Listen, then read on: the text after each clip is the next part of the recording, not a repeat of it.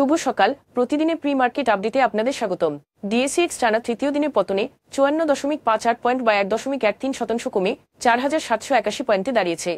বাজারের লেনদেনের পরিমাণ দাঁড়িয়েছে 297 কোটি টাকা, যা আগের দিনের তুলনায় 0.91% বেশি। ক্রমবর্ধমান দেশি বিদেশি ঋণ, মুদ্রার অবমূল্যায়ন ও উচ্চ সুদের কারণে সরকার 2025-26 অর্থবছরের সুদের জন্য 1.22 লাখ কোটি টাকা বরাদ্দ দেওয়ার পরিকল্পনা করছে, যা চলতি বছরের তুলনায় 8,500 কোটি টাকা বেশি। এর মধ্যে 1 লাখ কোটি টাকা থাকবে অভ্যন্তরীণ ঋণের জন্য এবং 22,000 কোটি টাকা বৈদেশিক ঋণের জন্য।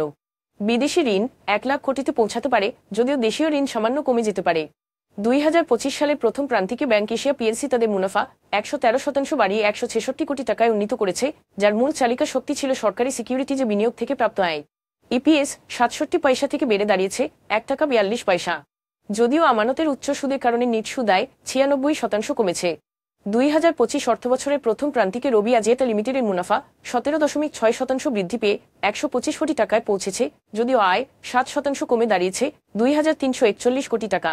ডেটার দাম হ্রাস ও অর্থনৈতিক মন্দায়ের প্রধান কারণ।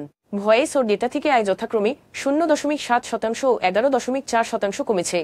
তবুও প্রতিষ্ঠানটি সরকারের কোষাগারে তাদের আয়ের 70% জমা দিতে সক্ষম হয়েছে।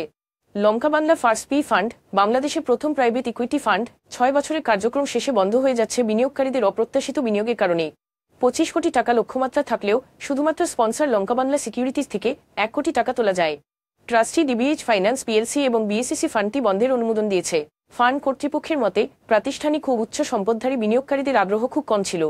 এখন এ পর্যন্তই। বিকেলে আবারও আসছে ডেইলি মার্কেট আপডেট নিয়ে। সে পর্যন্ত আমাদের সঙ্গেই থাকুন। ধন্যবাদ।